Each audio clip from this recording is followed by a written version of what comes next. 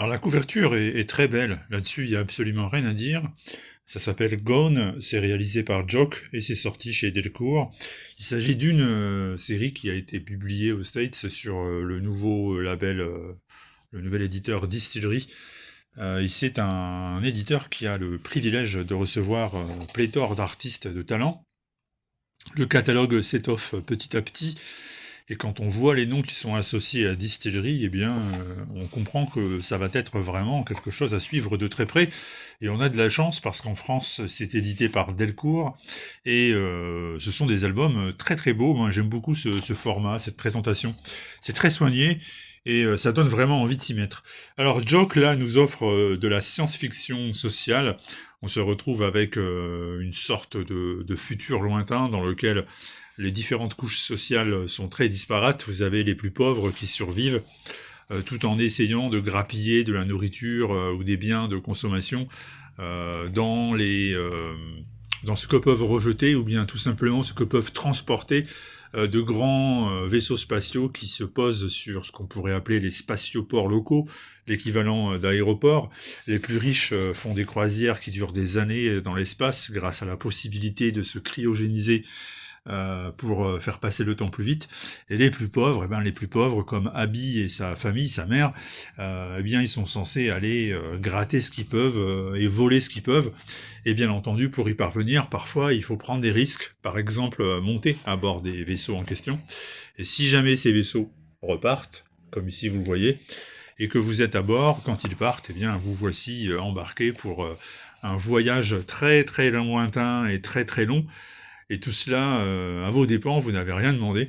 Et c'est ce qui va se passer pour la pauvre Abby, qui en plus va se retrouver embarquée avec une bande de jeunes qui, eux, ne sont pas là pour grappiller ce qui peut l'être, mais pour tout simplement euh, provoquer de petits attentats à bord avec des bombes artisanales. Bref, ça va être une histoire de science-fiction, de classe sociale, et c'est, ma foi, intéressant, ça part bien. Le premier épisode, il est bien construit, ça donne envie de voir la suite.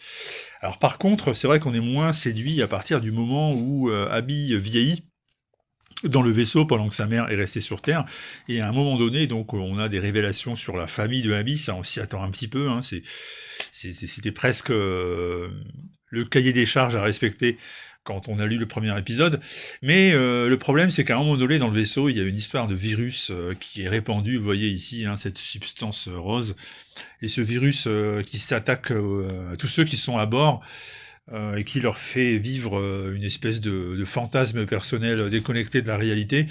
Et là, par contre, on sait pas trop d'où ça sort, on sait pas trop à quoi ça sert, si ce n'est finalement à apporter une résolution un peu hâtive à l'ensemble. Et c'est vrai qu'on est un peu déçu par cette manière qu'a employé Jock pour clôturer son récit.